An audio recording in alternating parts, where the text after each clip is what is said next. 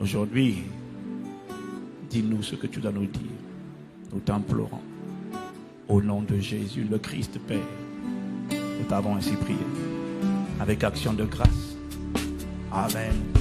Amen. Amen, amen, amen. Voilà. Maintenant, vous pouvez vous asseoir tranquillement à la maison. C'est le moment de cesser chez vous. En réalité, ça a déjà commencé depuis tout à l'heure. Amen. Gloire à Dieu. Veuillez vous asseoir.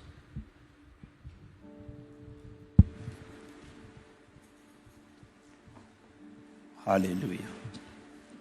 Glory be to God.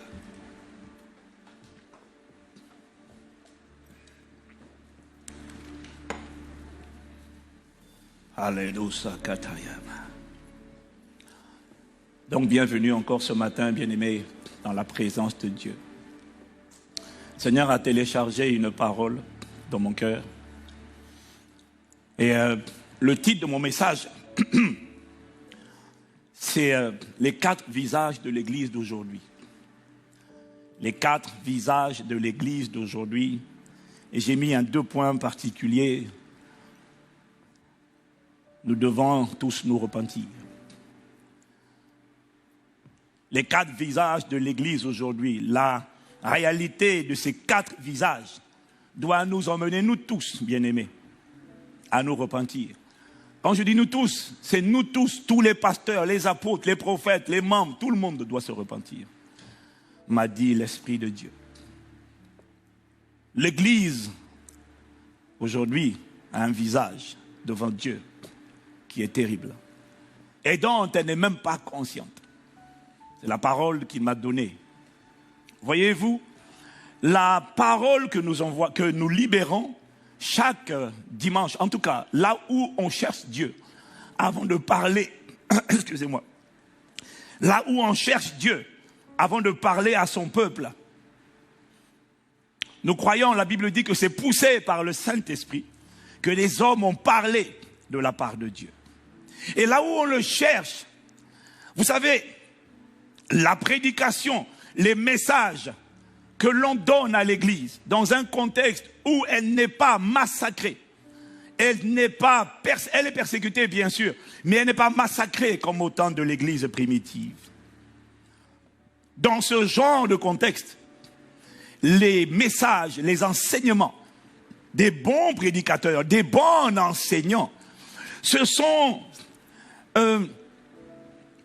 évertués pendant des années à faire en sorte de bâtir des chrétiens qui ne soient pas seulement, comme on dit, qui n'aient pas seulement la tête au ciel, mais qui aient les pieds sur terre, la tête au ciel, par la prédication, par les enseignements. Le Seigneur a envoyé une parole pour éviter d'avoir un peuple qui est complètement déconnecté de la terre et tout au ciel. Non. Alors Dieu a envoyé une parole pour créer un peuple équilibré. Un peuple qui est dans le monde mais pas du monde. Un peuple, c'est mon expression, qui a les pieds sur la terre mais qui a la tête au ciel. Et c'est ça que Dieu a essayé de construire par sa parole. Un peuple qui a les pieds sur terre et la tête au ciel. Voilà pourquoi à ce peuple, le Seigneur a envoyé, c'est le Seigneur, c'est Dieu qui a envoyé cette parole pour préparer ce peuple, les pieds sur la terre, la tête au ciel, mais dès lors qu'il a les pieds sur terre, pour le préparer à conquérir, pour le préparer à influencer, pour le préparer à impacter, pour le préparer à être un témoignage. Et c'est dans ce cadre que l'Église, pas seulement un pasteur chrétien, mais la plupart des églises, ont régulièrement tenu des séminaires sur le mariage, des séminaires sur les finances, des séminaires sur le ministère, des séminaires sur la destinée, des séminaires dont l'objectif normalement était de préparer le peuple à impacter, à conquérir, à influencer sa génération. Sauf que, sans faire exprès, Au lieu d'engendrer un peuple qui a les pieds sur terre, la tête au ciel, Dieu m'a dit, les enseignements envoyés ont engendré un peuple qui a les pieds sur terre et la tête sur terre. L'objectif visé n'a pas été atteint. Alors ça a donné naissance à une génération de pasteurs et de chrétiens focalisés et obsédés par le fait de vivre. Et c'est ce qu'on a enseigné, la vie de l'héritage. Sans héritage, il n'y a pas de témoignage. Car nous avons un héritage riche et glorieux qui ne peut ni se corrompre, ni se flétrir. On a parlé de l'héritage parce que l'héritage, c'est la raison pour laquelle le sang de Jésus a coulé. C'est pour nous donner un héritage. Nous refusons de vivre sur terre comme des déshérités. Je refuse de vivre malade, je refuse de vivre oppressé, je refuse de vivre pauvre parce qu'il s'est volontairement fait pauvre. De risque qu'il était à la croix, afin que par sa pauvreté, je sois enrichi. Alors nous avons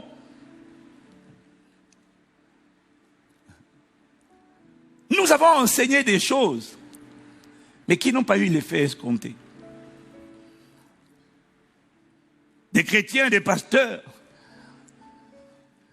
se sont mis à vivre, se sont mis à être obsédés, focalisés par la vie de l'héritage. Et nous avons considéré de manière subtile qu'une vie chrétienne épanouie, une vie chrétienne aboutie, est une vie chrétienne où l'on possède l'intégralité de son héritage. Plus je possède la santé divine, la bénédiction du Seigneur qui enrichit, l'élévation divine, la faveur divine, la percée, l'impact professionnel. Plus, en fait, on a subtilement considéré qu'une vie chrétienne épanouie est une vie chrétienne où on possède l'héritage, où on possède ce pourquoi le sang de Jésus a été versé pour nous à la croix. On le manifeste.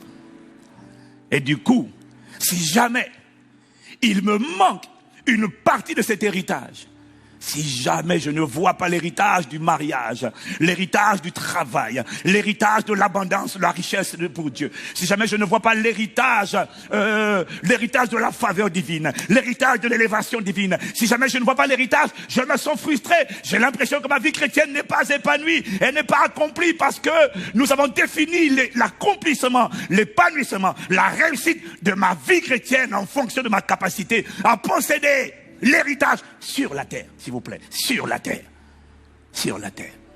Alors, si je ne vois pas cet héritage, si je ne vois pas la guérison,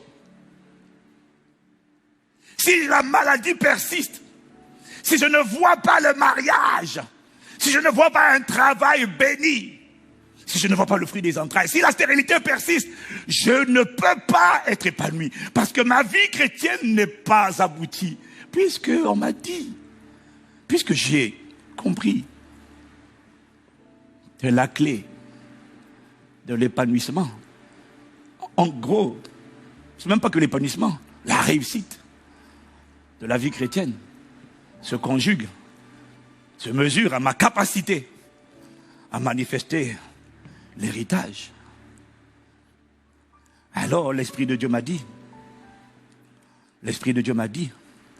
nous avons engendré une église. Nous avons engendré une église qui, dans le plaisir, qui a mesuré sa réussite, non plus à sa capacité, comme les martyrs, d'abord de faire la volonté de Dieu. Nous avons engendré une église qui a appris à mesurer sa réussite, non pas sa capacité de faire la volonté de Dieu. Si c'est la volonté du Père que je donne ma vie en sacrifice maintenant comme Étienne, que ta volonté soit faite. Et Étienne n'est pas parti malheureux. Étienne n'est pas parti frustré. Étienne était heureux parce que le maître était heureux.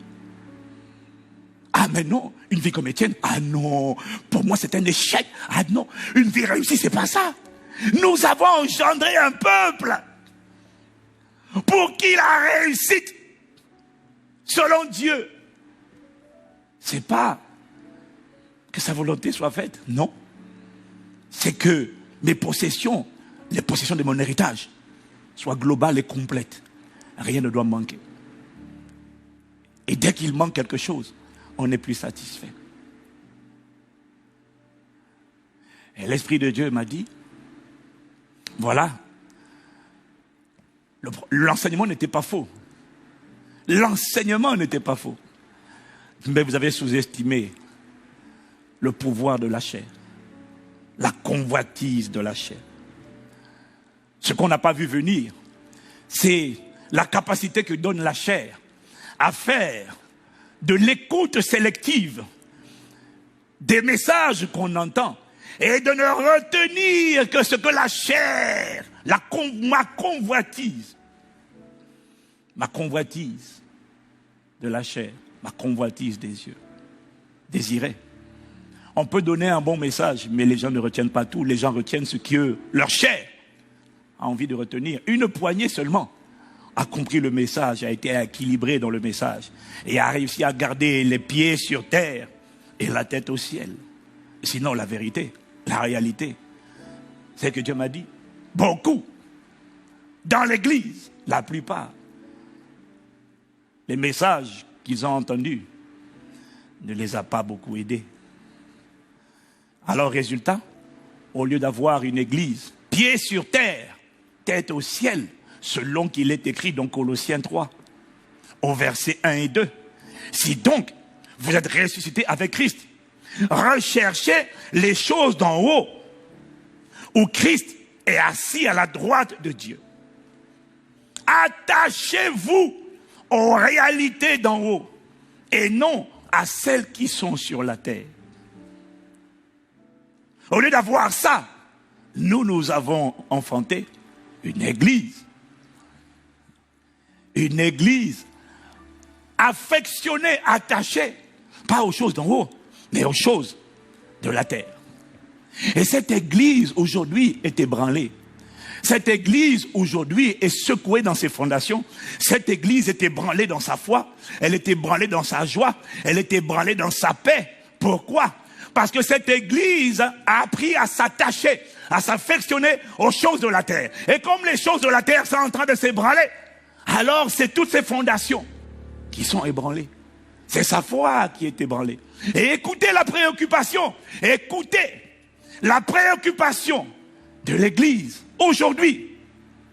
La préoccupation de l'église aujourd'hui, c'est: est-ce que je pourrais encore me marier avec tout ce qui est en train de se passer? On est en train de dire que Jésus arrive bientôt. Est-ce que je pourrais encore me marier? Est-ce que les hommes, professionnellement parlant, est-ce que je pourrais me réaliser? Est-ce que je pourrais finir mes études et avoir mon beau boulot?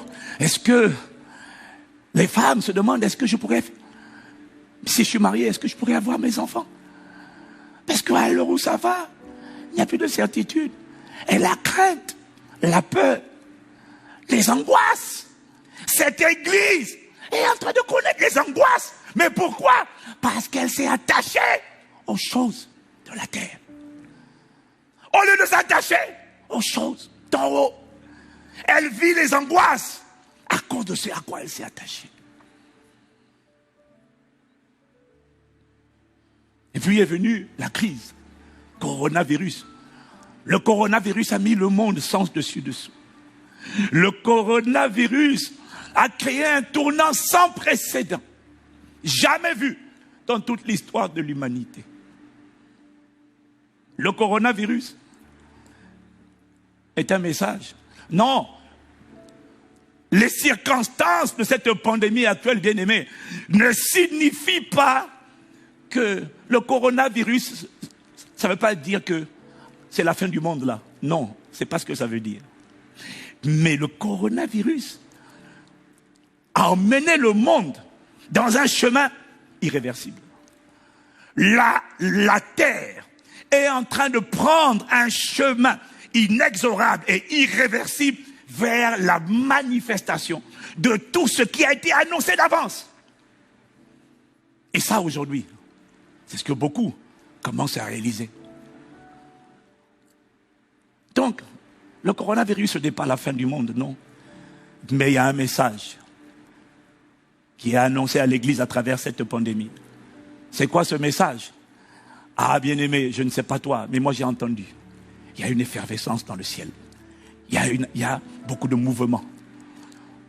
Les noces de l'agneau sont en train de se préparer. Tout ce qui se passe là nous prouve qu'il y a effervescence. L'époux est en train de se préparer.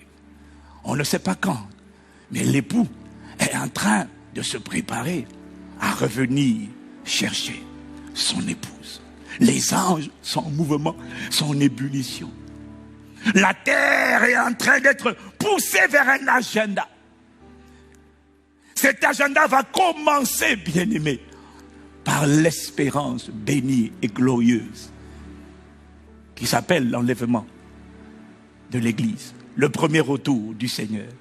Pas sur la terre, mais dans les airs, où il va aspirer l'Église à lui. Non, pas l'Église, l'épouse à lui. Il y a une effervescence qui est en train de se préparer. Mais Dieu m'a dit, il y a une effervescence au ciel. L'époux n'est pas loin.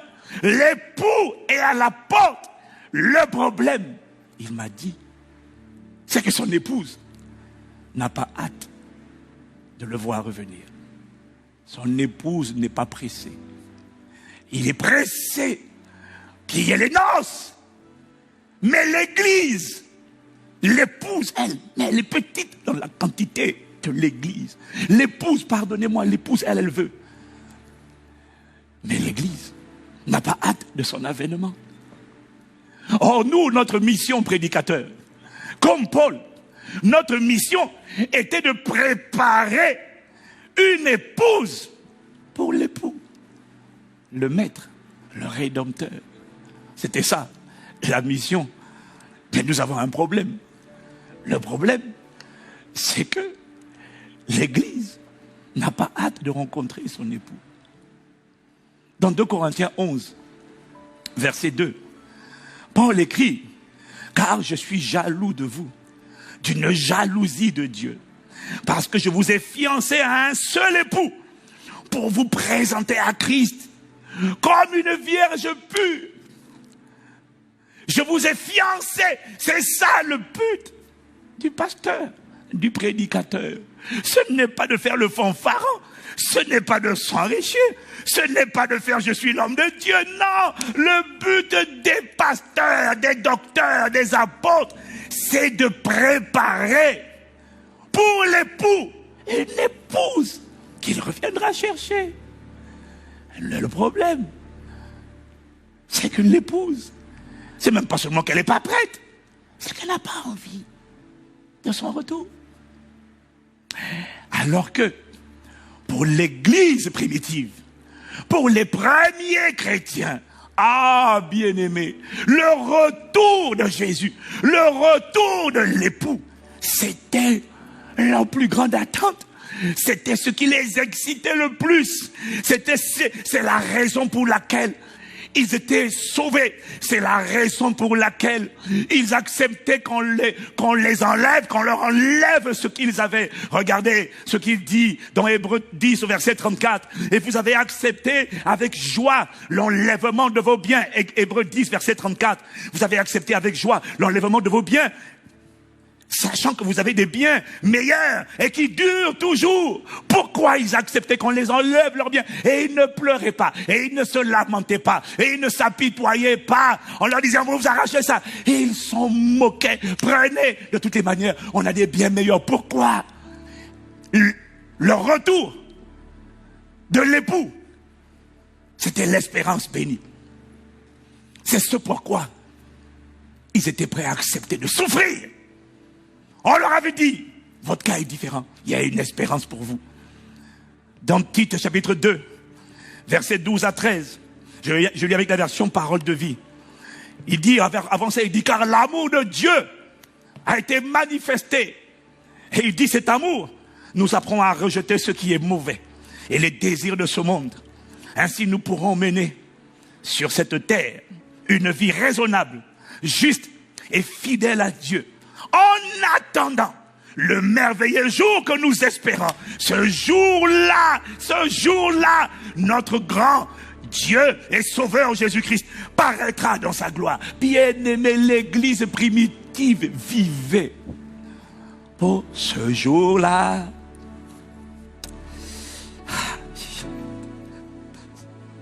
Il vivait pour ce jour-là. Il vivait pour ce jour-là. C'était... On leur disait, si vous n'abjurez pas, on vous jette dans la fosse aux lions. On convoquait le peuple et on ouvrait les cages. On les balançait dans l'arène. Et puis on ouvrait, on faisait sortir les lions. Et les lions les déchiquetaient. Mais vous savez ce qui leur permettait de tenir? C'est ils n'avaient pas la Bible. Ils n'avaient pas la Bible. Ils avaient juste des lettres, des bouts de lettres de l'apôtre Paul qui parvenaient aux églises. Et quand ils lisaient ces lettres, c'était de l'oxygène. Nous, on a la Bible, on ne la lit pas. On ne la lit pas. C'était de l'oxygène. Avant de les jeter dans la fosse aux lions, ils se souvenaient de ce que Paul leur avait écrit. Paul leur avait écrit. Regardez, dans 1 Thessaloniciens 4, parce que beaucoup étaient déjà morts, mangés par les lions, dévorés. Et dans 1 Thessaloniciens 4, verset 13, Paul écrit pour les consoler par rapport à leurs frères qui sont morts, qui ont été dévorés par des lions. Paul leur dit, nous ne voulons pas, frères, que vous soyez dans l'ignorance au sujet de ceux qui dorment, afin que vous ne vous affligez pas comme les autres qui n'ont pas d'espérance. Paul leur disait, nous avons une espérance. Quand vous allez rentrer dans cette arène, et que les lions vous dévoreront, sachez qu'il y a une vie qui vous attend. Sachez qu'on ne va pas vous tuer, vous allez dormir. Mais ne vous inquiétez pas, dans peu de temps, vous allez vous réveiller avec l'époux. Et c'est là qu'ils se souvenaient des écrits de l'apôtre Paul. Quand Paul leur disait, ne vous inquiétez pas, ça durera un instant. Vous allez souffrir un instant. Mais après, ça sera la félicité éternelle. Parce que le roi viendra vous chercher. Il allait nous préparer une place. Il se consolait de ses paroles. Il se nourrissait de ses paroles dans 1 Thessaloniciens. Et quand ils lisaient ça, eux, ils jubilaient. Ils croyaient à cette parole. Ils s'attendaient. Ce qui les rendait capables de tenir et de mourir pour leur foi, c'était le retour de l'époux. Ils savaient qu'un jour, ce jour-là viendrait. Et que ceux qui se sont moqués d'eux allaient se lamenter. Et que eux, ils se réjouiraient avec l'époux. Alors quand on leur lisait les lettres, on leur lisait 1 Thessaloniciens 4, versets 16 à 18. Voilà ce qui les remplissait d'espérance. Car le Seigneur lui-même a un signal donné à la voix d'un archange et au son de la trompette de Dieu descendra du ciel et les morts en Christ ressusciteront premièrement. Ensuite, nous les vivants qui serons restés, nous serons tous ensemble enlevés avec eux sur des nuées à la rencontre du Seigneur dans les airs. Et ainsi, nous serons toujours avec le Seigneur. Consolez-vous donc les uns et les autres par ces paroles. Quel que soit ce que vous endurez, consolez-vous avec ces paroles. Parce que ces paroles sont certaines. Ces paroles vont s'accomplir. Et cette église primitive, et même l'église il y a 400 ans, l'église persécutée, l'église massacrée, se cramponnait à cette espérance. Sa plus grande attente n'était pas les choses de la terre. Sa plus grande attente, c'était le retour de l'époux. Elle vivait pour ça. Elle attendait ça. Elle acceptait de mourir pour ça. Mais nous, l'église occidentale, moderne, là où elle n'est pas massacrée, tranchée par l'épée, là où elle n'est pas massacrée, et là où il semble que Jésus tarde un peu. Mais là, la réalité, c'est qu'il ne tarde pas. Non. Il veut qu'un mariage... Non, il y a plusieurs raisons pour lesquelles Jésus n'est pas encore venu. Mais la réalité, le Saint-Esprit m'a dit, c'était leur espérance. Le retour de l'époux. Mais nous, aujourd'hui, l'Église a plusieurs visages.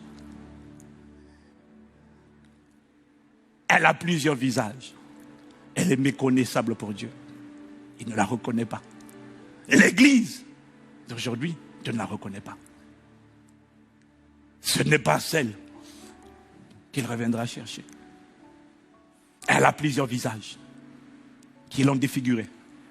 C'est pour ça qu'il m'a dit, repentez-vous, revenez à moi. Vous êtes méconnaissables. Et il m'a montré 4 visages.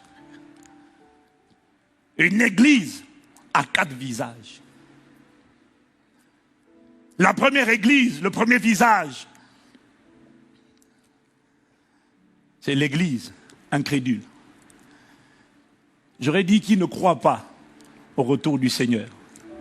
Mais la vérité, aujourd'hui, c'est qu'avec ce qui est en train de se passer dans le monde, même ceux qui ne croyaient pas au retour de l'époux sont en train de reconsidérer leur position.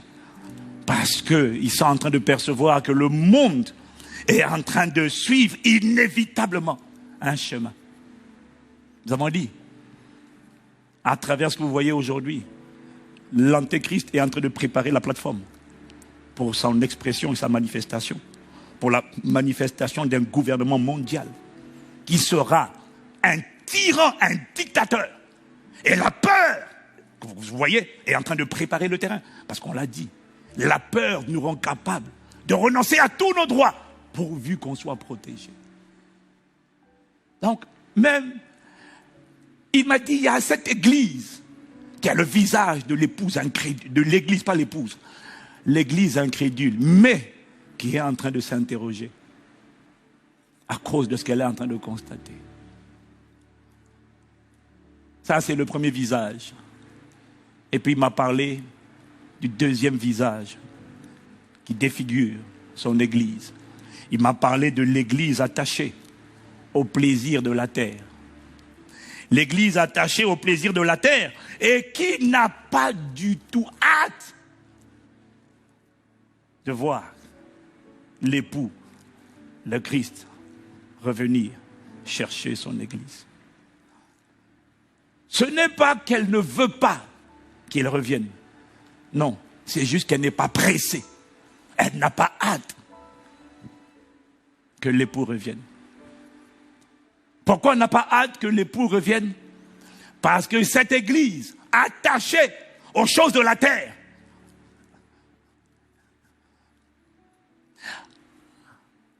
considère que la clé de sa réussite, c'est sa capacité à posséder l'héritage. Alors, je sais que tu dois venir, mais ne viens pas encore. Parce que je n'ai pas encore fait le genre d'études que je voulais faire. Attends un peu, je n'ai pas encore réalisé le mariage. Mais on m'a parlé du mariage. Si tu viens maintenant, c'est trop tôt. J'ai pas encore trouvé le frère idéal. J'ai pas encore vécu la vie conjugale idéale. Je n'ai pas encore les enfants que j'aurais tant aimé avoir. Elle n'est pas contre sa venue. Mais elle est tellement attachée à posséder les choses sur la terre. Ne viens pas tout de suite. Je n'ai pas encore créé l'entreprise, manifesté la richesse pour Dieu, vécu les plaisirs, acheté le type, construit le type de maison. Le type de rouler dans le type de voiture dans lequel j'aurais tant aimé rouler. Je suis d'accord pour que tu viennes, mais pas maintenant. Laisse-moi d'abord vivre un peu. C'est l'église attachée aux choses de la terre. Mais qui du coup n'est plus pressé. L'époux a hâte de revenir chercher son épouse. Mais il regarde sur la terre et puis il voit une église. Il dit non, attends, pas maintenant. Il faut encore que je vive un peu une vie d'impact. Il faut que je vive encore une vie qui compte. Il faut que je vive encore une vie qui influence. Mais ce que tu es en train de dire, c'est que tu n'as pas compris, Église. Dieu n'est pas contre ces choses. Dieu n'est pas contre le mariage. Dieu n'est pas contre le travail. Dieu n'est pas contre la richesse. Pour Dieu, Dieu est contre le fait que ton cœur s'attache aux choses de la terre. Parce qu'au final, Étienne et les martyrs, Dieu n'était pas contre leur travail. Aquila et Priscille travaillaient. Paul travaillait. Ils montaient des tentes. Dieu n'est pas contre ça. Mais Dieu est contre une église qui n'a plus envie de le voir revenir. Parce qu'elle se dit qu'elle doit encore en profiter. Quand je vois le pasteur Antel avec sa femme, moi aussi j'ai envie de vivre le même genre de vie. Du coup, le soupir et le désir n'est plus l'espérance bénie. Ce jour-là, on dira Alléluia. Donne-moi la bonne gamme, donne-moi la bonne gamme. Ce jour-là, on dira Alléluia. Ce n'est plus le soupir de l'église d'aujourd'hui. Ce n'est plus le gémissement. Ce n'est plus son attente. Son attente, cette église attachée à la terre. C'est le jour de mon mariage. Le jour de mon entreprise. Le jour où j'aurai cette maison. Dieu m'a dit, mais quelle vanité. Quelle misère. Repentez-vous. Vous n'avez pas compris. Vous n'avez pas compris. C'est moi qui vous ai donné ces choses. Mais ces choses maintenant vous ont attaché plus qu'à moi. Vous n'avez pas compris, Église. Vous avez été défigurés. Les messages n'étaient pas mauvais. C'est le cœur qui était mauvais et qui a fait de l'écoute sélective, qui a fait un tri. Et la chair, avec sa convoitise, a enlevé la tête au ciel et a gardé la tête sur la terre. Mais Dieu m'a dit, vous devez vous repentir, même vous. Pas parce que vous avez enseigné ce qui est faux, mais parce que le résultat. Je vous avais dit de préparer une épouse qui a hâte, qui soupire après ce jour-là. Mais regardez ce que vous avez préparé. Une église, quand elle chante ce jour-là, on ne parle pas du même jour. Pour les chrétiens de l'église primitive, ils rentraient dans l'arène. Allez-y, tenez bon, tenez bon. Ce jour arrive. Bientôt, très bientôt, nous verrons. Non, mais pas en louange. Bientôt, très bientôt, nous verrons. Ils allaient dans l'arène. Les lions arrivent. Bientôt, très bientôt, nous verrons le Seigneur. Alléluia, alléluia. Nous verrons le Seigneur. Les lions rugissaient. Ils disaient, plus de peur là-haut. Nous, oh, plus de peur là-haut. Nous verrons le Seigneur. Plus de peur là-haut. Et pendant ce temps, les lions avaient commencé à déchiqueter ceux qui étaient à côté d'eux. Et ils continuaient. Alléluia, alléluia. Nous verrons le Seigneur. C'était leur espérance.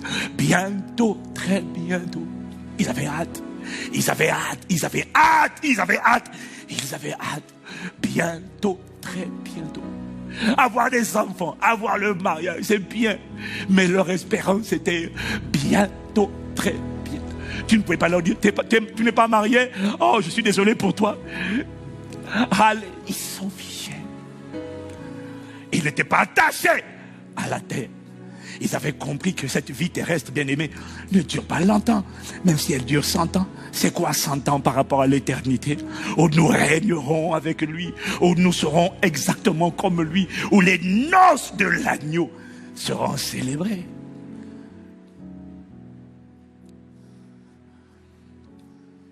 L'église est défigurée. Il m'a montré ce visage. Il m'a dit, revenez à moi. Moi j'ai hâte. Vous n'avez pas hâte. Vous avez été corrompus par l'affection, l'attachement aux choses de la terre. Et puis il m'a montré le troisième visage. Le troisième visage de l'église. C'est l'église qui ne veut pas. La deuxième, elle n'est pas pressée de le voir venir. La troisième, c'est pas qu'elle ne croit pas, c'est qu'elle n'a pas envie de le voir revenir. C'est l'église qui ne veut pas qu'il vienne en réalité parce qu'elle ne le connaît pas. Elle n'a pas d'intimité avec lui. Elle ne le connaît pas. C'est l'église pour laquelle l'époux est un étranger. Elle a été fiancée. Parce que lorsqu'elle a cru en Jésus, elle a été fiancée. Il est parti lui préparer une place. Mais celle-là n'a pas hâte de son avènement. Elle ne veut même pas qu'il vienne. Parce que la vérité, c'est que tout le temps qu'il est resté éloigné, elle s'est attachée à quelqu'un d'autre. C'est l'église adultère. Elle a un fiancé qui est à l'étranger, mais elle ne le connaît pas. Elle n'a pas de relation avec lui. Elle n'a pas d'intimité avec lui. Dans sa pensée, il est comme un étranger. C'est l'église adultère. Elle a un fiancé qui est riche.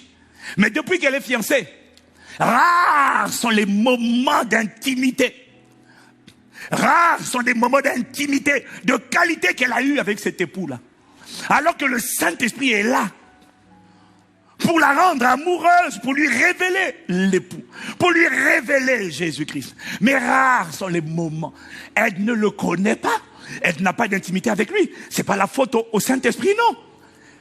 Non, c'est pas ça. C'est pas ça. C'est parce qu'en fait, son cœur, voilà une fiancée qui n'a pas envie de passer du temps avec son fiancé, avec son époux. Rares sont les moments d'intimité qu'elle a eus avec l'époux. Et les rares moments d'intimité qu'elle a pu avoir, d'après elle, ce sont les temps où elle priait, elle jeûnait 21 jours, 3 jours, 12 jours. Ça encore, c'est quand il y a des temps de jeûne. Elle là, par contre, l'épouse, l'église, pas l'épouse, l'église, va avoir l'air zélé.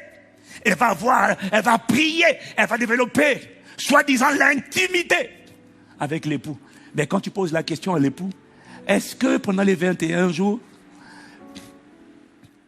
elle en profitait pour développer l'intimité, la romance avec toi, pour apprendre à te connaître? L'époux dit, oh non. Pendant les 21 jours, son but, c'était pas de me connaître. Son but, c'était d'arracher. C'était d'arracher sa percée, d'arracher son mariage, d'arracher son travail. Il n'y avait rien pour moi là-dedans. Il n'y avait pas le désir de me connaître. Il y avait le désir de tout récupérer.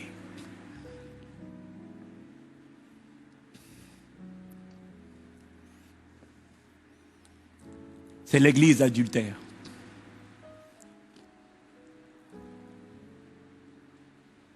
Oui. Il m'a dit, l'église d'aujourd'hui est une église adultère. Elle est fiancée, mais elle ne désire pas l'intimité. Elle ne connaît pas son époux parce que rares sont les moments d'intimité qu'elle a avec son époux. Normalement, quand une femme est fiancée et qu'elle doit retrouver son époux, non seulement elle a hâte de le retrouver, mais en plus, quand elle le retrouve, elle a envie d'être seule à seule avec lui.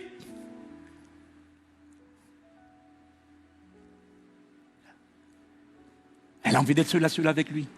Mais Dieu m'a dit, regarde, mon église, la plupart des chrétiens, là, quand ils parlent là, tu vas remarquer, quand ils sont seuls à seul avec l'époux, ils ne savent pas quoi dire. Tu ne vas jamais les trouver prendre un temps de retraite juste pour rester en intimité avec lui. J'ai soif de toi, de tout mon cœur, de tout mon cœur.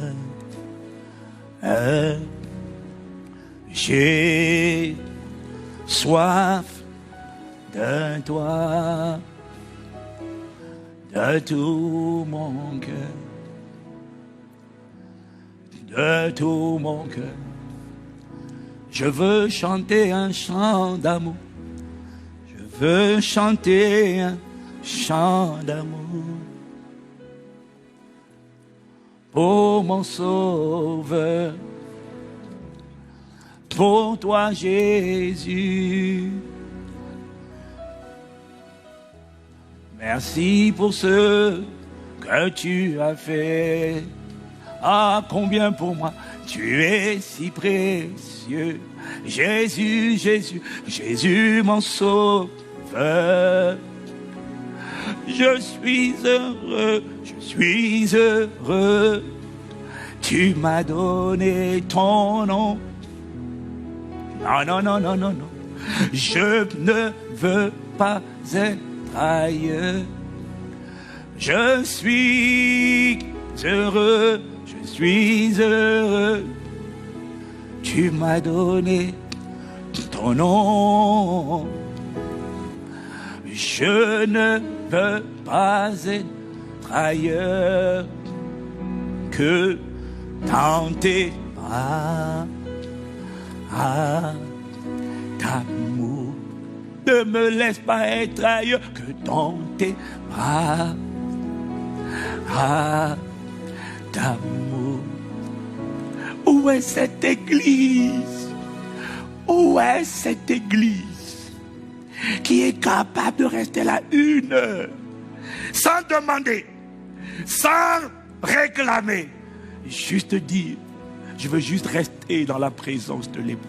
Il m'a dit, regarde, regarde, quand il faut rester seul à seul avec moi, la plupart sont incommodés parce qu'ils ne savent pas quoi dire.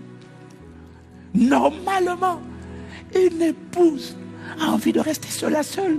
Mais cette église n'a pas envie. Voilà pourquoi à la maison, quand il faut prier seule, elle ne sait pas quoi dire. Elle préfère le rencontrer quand il y a plein de monde. Parce qu'elle est moins gênée. Elle est moins embarrassée. Elle pourra noyer, cacher son embarras en présence des frères et des sœurs. Voilà pourquoi ils sont nombreux à ne pas pouvoir prier seuls. Ils ont besoin de prier à plusieurs. Parce qu'à plusieurs, je peux cacher les sentiments mitigés de mon cœur. Je ne l'aime pas. Je n'ai pas d'intimité avec lui. Je ne le connais pas. Je ne sais pas rester et lui chanter un chant d'amour. Ça, c'est l'église adultère. Pourquoi est-elle adultère? Parce que pendant qu'il est parti loin, en attendant de venir la chercher, cette église est tombée amoureuse du monde. Mais elle n'ose pas l'avouer. Alors elle n'est pas pressée de son retour. Elle n'a même pas envie qu'il vienne. Elle connaît mieux le monde que le Christ. Et c'est à elle que Jacques écrit dans Jacques chapitre 4. Il dit à partir du verset 2, vous convoitez beaucoup de choses, mais vos désirs restent insatisfaits. Vous êtes meurtrier. Vous consumez en jalousie. Et vous ne pouvez rien obtenir. Vous bataillez, vous disputez. Vous n'avez pas ce que vous désirez. Parce que vous ne demandez pas à Dieu. Ou bien, quand vous demandez, vous ne recevez pas. Parce que vous demandez avec des mauvais motifs. Vous voulez que l'objet de vos demandes serve à votre propre plaisir. Peuple adultère que vous êtes. Ne savez-vous pas que aimer le monde, c'est haïr Dieu? Si quelqu'un veut être l'ami du monde, il se fait ennemi de Dieu. Prenez, vous, pour des parents l'ont l'air, ce que déclare l'Écriture. Dieu ne tolère aucun rival de l'esprit qu'il fait habiter en vous. C'est l'église adultère. Elle est fiancée à un époux. Elle, par contre, voyez, c'est exactement l'image d'une fiancée qui est en Afrique, par exemple. Son fiancé est ici. Mais elle est d'accord pour la fiançaille. Elle est bien à recevoir les cadeaux de son fiancé.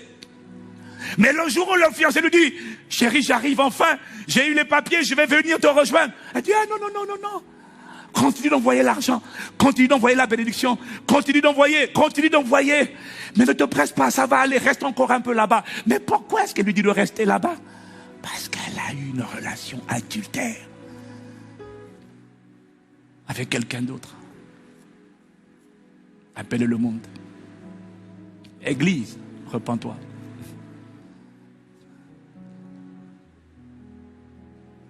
Une église pour qui l'époux est étranger.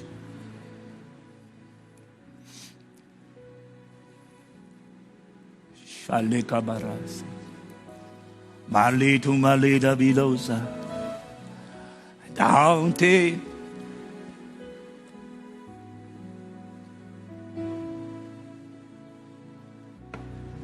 Dans tes bras.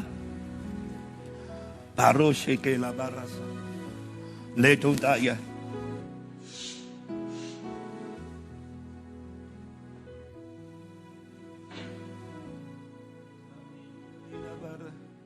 Dans tes... Ah, nous t'implorons, Père, délivre-nous du visage de l'église adultère. Par le pouvoir que tu as de t'assujetter toutes choses, ramène-nous à toi. Délivre-nous de l'amour du monde qui est inimitié. Délivre l'église de l'adultère. Redonne-nous le désir. La hâte, d'abord l'intimité. Parce que s'il n'y a pas l'intimité avec l'époux, il n'y aura pas la hâte de le rencontrer.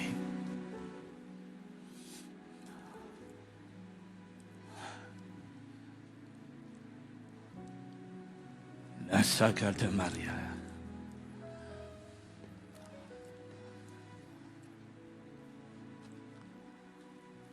Maracheta.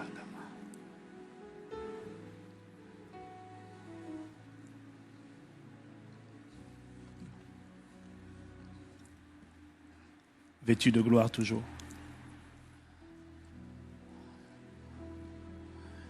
Et puis il m'a montré le quatrième visage. Le quatrième visage. Il y a l'église incrédule. Il y a l'église attachée aux choses de ce monde, qui n'a pas hâte de son avènement. Et puis il y a l'église qui est adultère, qui n'a pas envie qu'il revienne. Parce que pendant le temps où il est resté loin, pendant le temps où il est resté au ciel, elle s'est amourachée. Elle est devenue amoureuse du monde. Et puis il m'a montré la quatrième église, le quatrième visage. C'est l'église vaincue. L'église vaincue qui veut qu'il revienne. Pas parce qu'elle l'aime, mais qui veut qu'il revienne parce qu'elle en a assez de vivre une vie de défaite. Elle en a assez des maladies. Elle en a assez des choses qui se baladent dans son corps. Elle en a assez de la pauvreté. Et il y a plusieurs qui se disent de toutes les manières, l'Afrique ne changera pas. Ma vie sera toujours pauvre. Si tu peux venir seulement, Jésus vient seulement parce qu'il y en a assez de cette vie de misère. Mais ce n'est pas parce que cette église aime l'époux. C'est parce qu'elle en a assez de subir et d'être vaincue dans la vie. Et là, le Saint-Esprit m'a dit, ce que tu ne comprends pas, c'est que ce n'est pas parce que tu es en train de lui dire de venir parce que tu en as assez d'être vaincu, que s'il vient, tu seras enlevé avec lui. Parce que ce qui te qualifie pour l'enlèvement, ce n'est pas juste le fait d'avoir assez de subir, c'est le fait d'avoir vécu pour son plaisir, de t'être paré. L'Esprit Saint et l'épouse fidèle disent viens, c'est leur cœur qui appelle. Viens, ô Jésus, toi l'époux bien-aimé, tous tes élus ne cessent de chanter. L'Esprit Saint, entend bien dire, l'Esprit Saint et l'épouse fidèle. Eux, ils soupirent pour de vrai. Et ils disent, viens. Ce n'est pas leur tête, c'est leur cœur qui appelle. Ils disent, viens, ô Jésus, ô toi l'époux bien-aimé. Tout est fait simple au piano, ne cesse de chanter. Et ils disent à l'agneau de Dieu, et ils attendent, soit la gloire, piano seulement, à l'agneau de Dieu, et string aussi, la victoire, à l'agneau de Dieu, soit le règne pour tous les siècles. Amen. Alors je suis en train de finir, bien-aimé. L'Esprit de Dieu m'a dit, regarde,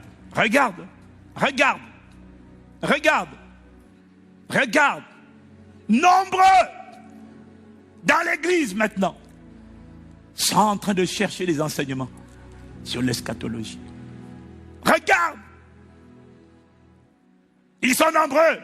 Pasteur, expliquez-nous l'enlèvement, la fin des temps. Ils cherchent les enseignements. Est-ce que vous pouvez nous enseigner dessus?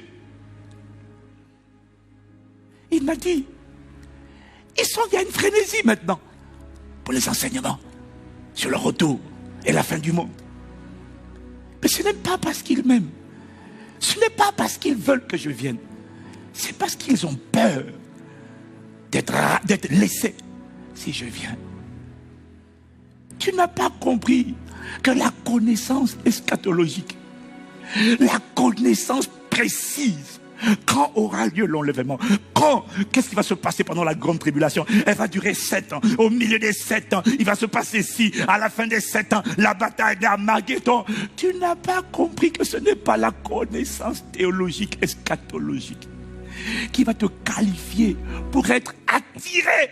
Parce que ce que je vais attirer, ce n'est pas l'église, ce n'est pas ceux qui ont la connaissance, ce sont ceux qui sont comme moi, qui sont conformes à moi, qui soupirent après moi, qui m'aiment, qui font ma volonté, qui ont renoncé à eux-mêmes. Ils ont prouvé qu'ils m'aiment.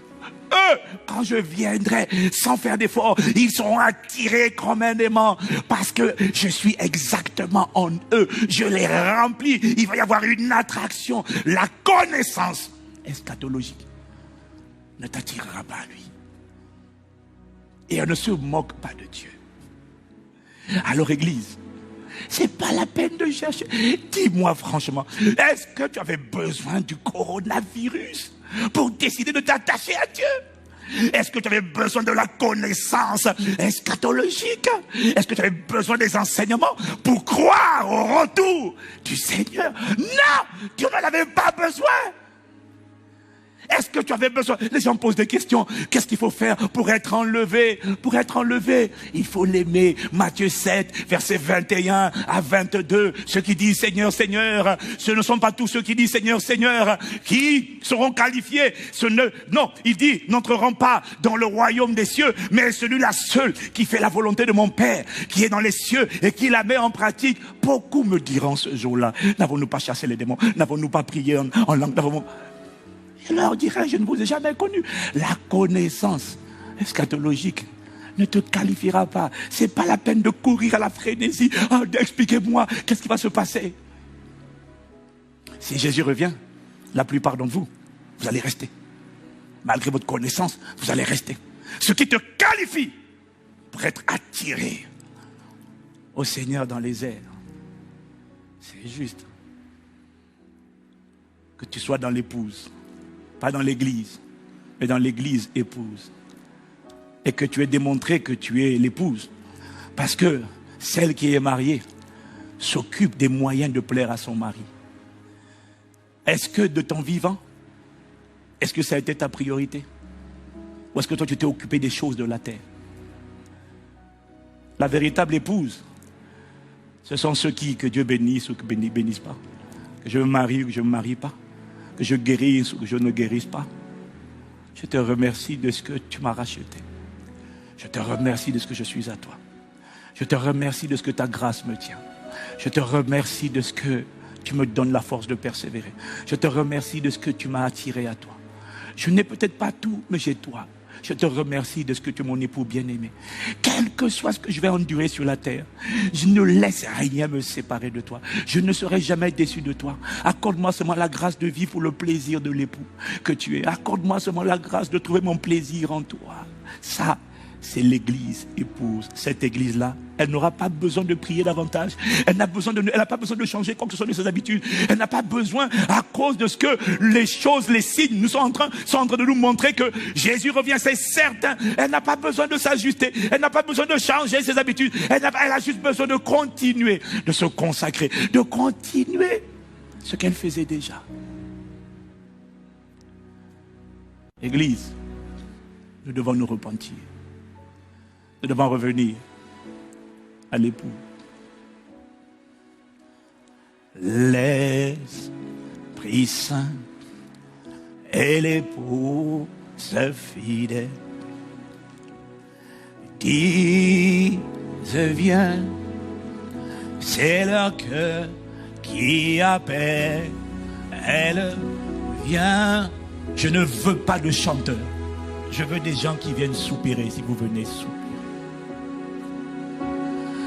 Tous tes élus ne cessent de chanter l'Esprit Saint et l'épouse fidèle qui se vient, c'est leur cœur qui appelle. Oh, viens, oh Jésus. Toi l'époux bien-aimé, tous tes élus ne cessent de chanter l'Esprit Saint et l'épouse fidèle. Dis, je viens, c'est leur cœur. Est-ce que ton cœur est en train d'appeler ce matin? Viens, oh Jésus, toi l'époux bien-aimé, tous tes élus ne cessent de soupirer. Ce matin, l'Esprit Saint et l'épouse fidèle. Ramène le cœur à toi. Kalalabos. Aïe-la-la-la.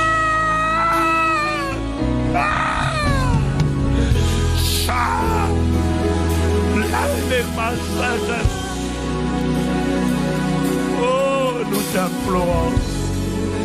Réveille l'épouse, réveille l'épouse, réveille.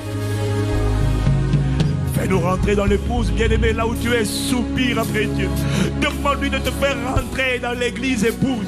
Sors de l'église universelle. Rentre dans l'épouse. Rentre dans l'épouse.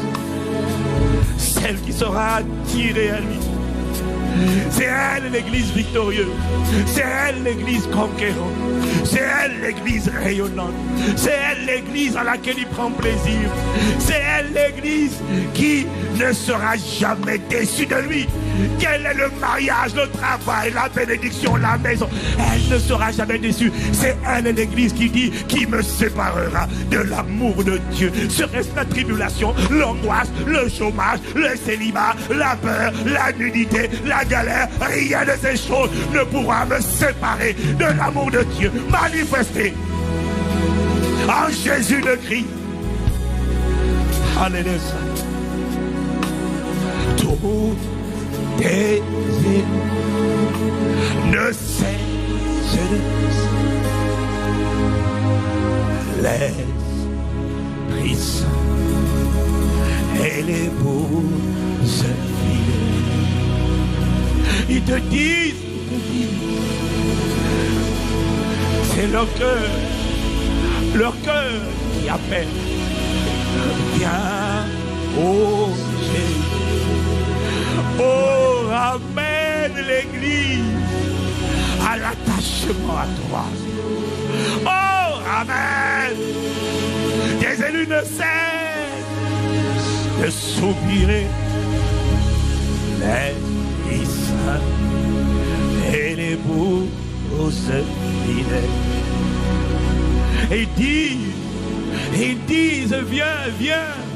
Maranatha, c'est leur cœur qui appelle. Oh, viens, oh Jésus, toi l'époux bien-aimé. Tous tes élus ne cessent de chanter et ils disent: à toi la gloire, à l'agneau de Dieu, soit la gloire. À l'agneau de Dieu, la victoire.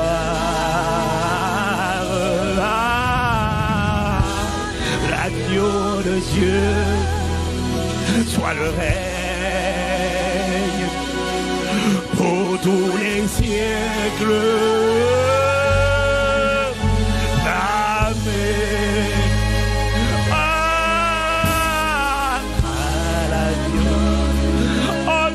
Nos soupirs, ramène nos cœurs, nous t'implorons. Sauve ton église, délivre ton église de la corruption, de la mondanité, de l'adultère. Délivre, délivre. Pour tous les siècles.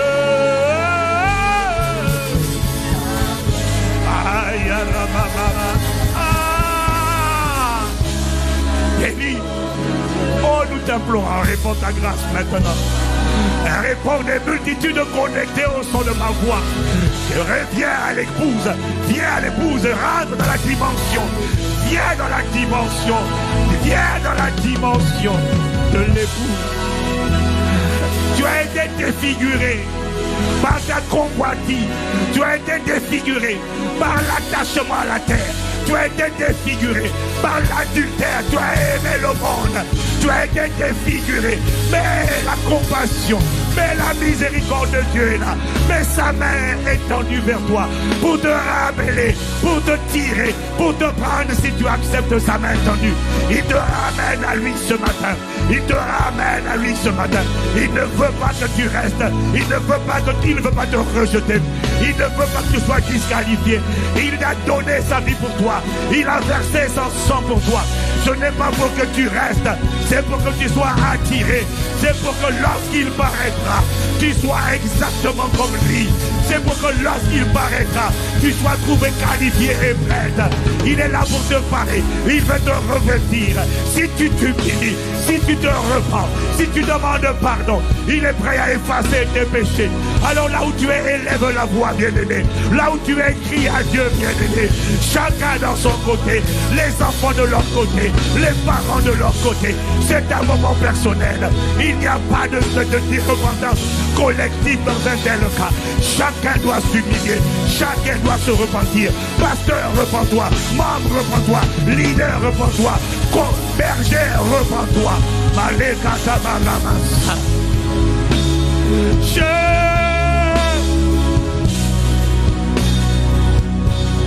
Rebe Baba Balabas. Chez les Calababania.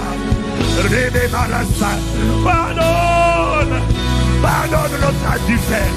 Pardonne notre désir, notre attachement aux choses de la terre. Pardon.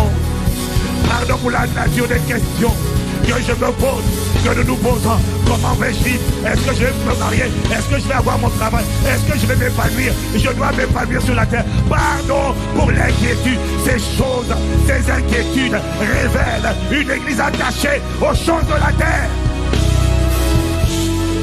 Église, des questions révèlent ton attachement.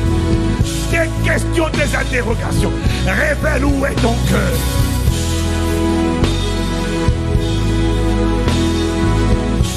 Qu'est-ce que représente 100 ans de vie terrestre par rapport à la durée de l'éternité, l'infini?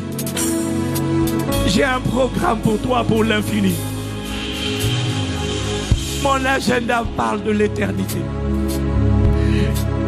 Les disciples de l'église persécutée l'avaient compris. Voilà pourquoi ils serraient la ceinture. Parce que leur plus grand rêve, ce n'était pas les maisons, ce n'était pas le mariage, ce n'était pas des enfants, ce n'était pas les voitures, c'était le retour de l'époux. C'était leur plus grand rêve, leur plus grande attente. Église, repens-toi, tu es défiguré. Mais la main du Seigneur vient pour te guérir, pour te reconfigurer. Si tu t'humilies, si tu demandes pardon et que tu acceptes de changer ton système de pensée, si tu acceptes de t'attacher aux choses d'en haut, là où Christ est assis à la droite de Dieu, alors je te guéris. Alors je tends ma main sur toi. Alors je te donne mon cœur. Alors je te remplis de mon amour. Alors je te ramène à ton premier amour. Palini Malassé, l'Esprit Saint et l'époux se fidèle. Dis viens, c'est le cœur qui appelle. Viens, ô Jésus, toi l'époux bien-aimé. Tous tes élus ne cessent de chanter à l'agneau de Dieu. Soit la gloire à l'agneau de Dieu. Malarabo, c'est le malarama. Et les Maria Radodina de Marados. Chez les Maradi d'Amoro, c'était Rino Rassate, la Redoboro, Sidaradama.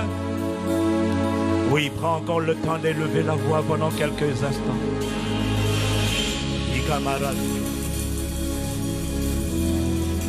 Imandarabarase. Garde les mains levées là où tu le, si tu le peux, bien aimé. Rina barito no se de mararalira. Oh là. Est-ce que maintenant tu ressens le plaisir, le désir de son avènement? Chalémé, parce que son retour est certain. Et il sera vêtu de gloire. Est-ce que tu peux le contempler en esprit? Le Fils de l'homme reviendra. Est-ce que maintenant ton cœur est réconcilié? On l'appellera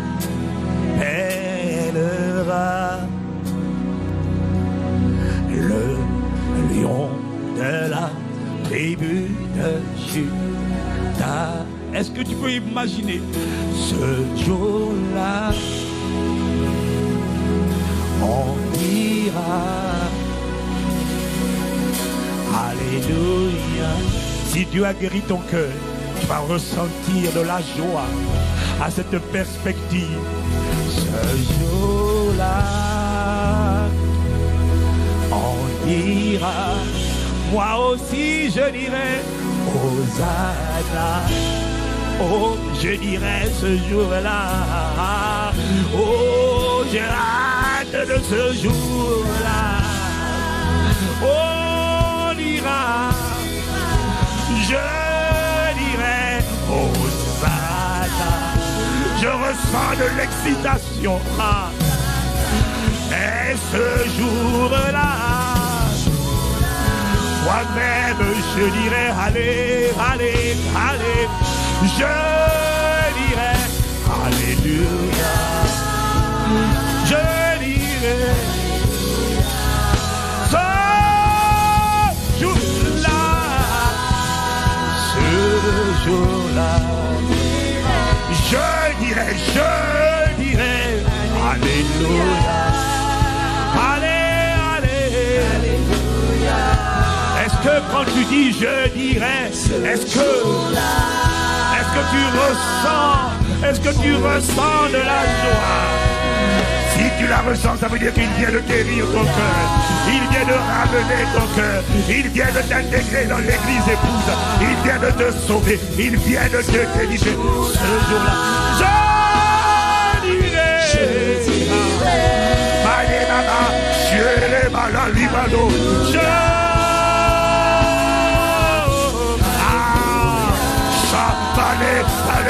Allez, Shana, Legasi, Panelama, je dirai, allez, allez,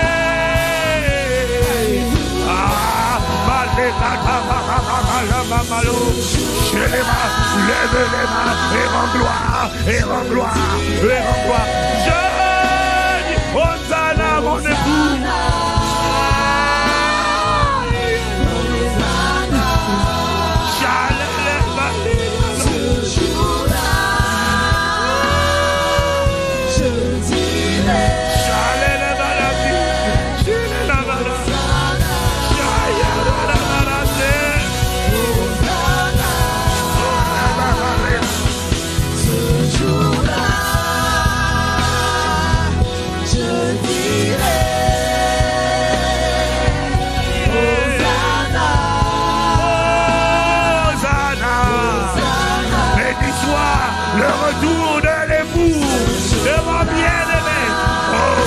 Soit ton règne.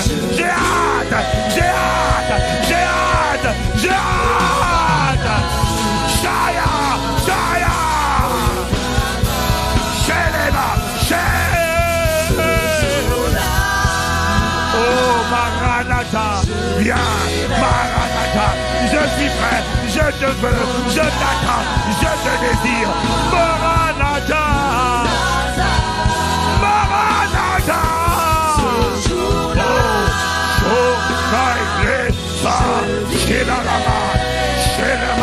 Je dirai Maranatha. Ce jour-là, ce n'est pas à cause de la peur d'être rejeté. Maintenant, c'est à cause du désir de voir mon époux. C'est le désir de célébrer les noces de l'agneau. Au ciel, pendant 7 ans, il y aura la tribulation sur la terre. Mais au ciel, il y aura les noces, il y aura la consommation du mariage, la consommation du véritable mariage.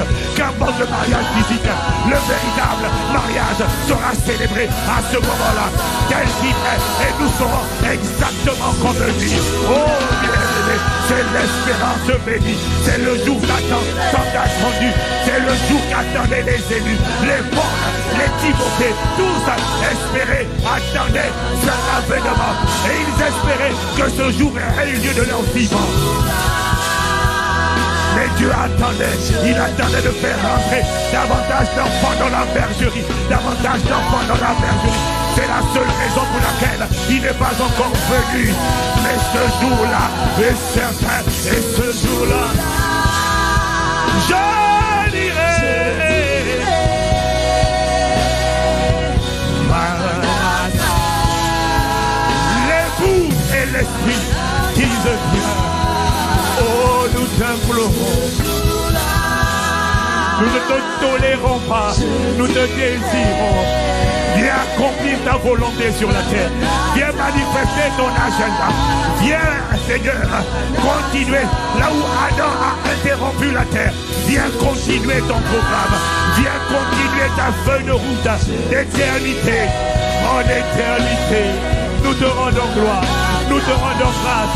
Merci de nous avoir appelés. Merci de nous avoir choisis. Merci d'avoir compassion. Merci d'avoir envoyé ta parole. Merci de nous avoir délivrés de la folie, de l'adultère, de la mondanité, de la séduction, de la corruption qui est dans le monde par la convoitise. Merci de ramener nos cœurs à toi. Merci de réveiller ce matin l'église épouse. Ce jour-là.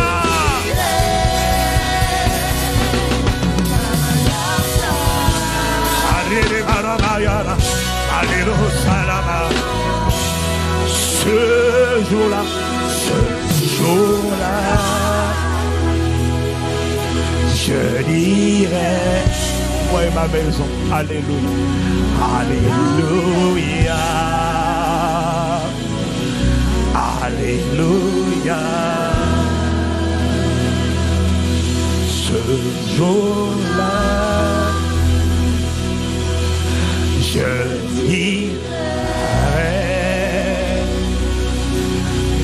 alléluia, alléluia.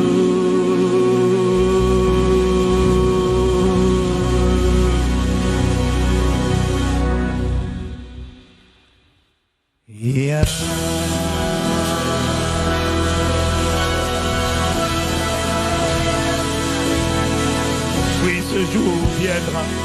Honneur, louange et gloire à notre Père, à notre époux, à Jésus le Christ. Est-ce qu'il y a quelqu'un qui a envie d'acclamer son époux? Est-ce qu'il y a quelqu'un qui a envie d'acclamer pour le retour de l'époux? Est-ce qu'il y a quelqu'un à qui Dieu a parlé? Est-ce qu'il y a quelqu'un qui est rentré dans la dimension de l'épouse? Est-ce qu'il y a quelqu'un? Parce que je n'entends pas ton acclamation à tes doigts. Il faut que la francophonie sache que Dieu a relevé l'épouse. Il faut que ma génération sache. Il faut que ta famille, tes amis sachent que tu as changé de rang. Tu n'es plus défiguré. Tu as changé de catégorie. Tu as quitté les cages vilains visages défigurés. Tu es rentré dans la catégorie de l'église épouse de Christ.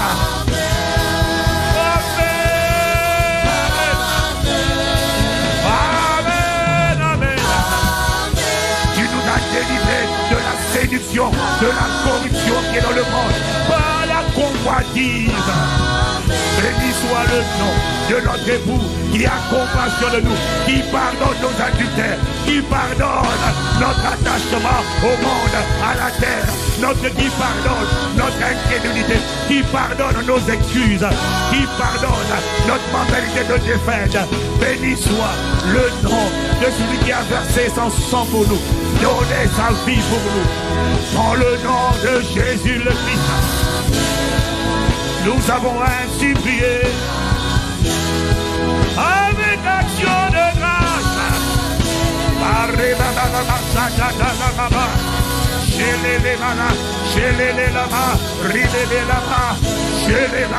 Est-ce que quelqu'un peut acclamer l'époux, acclamer le bon rédempteur, mon sauveur, mon maître, mon bien-aimé?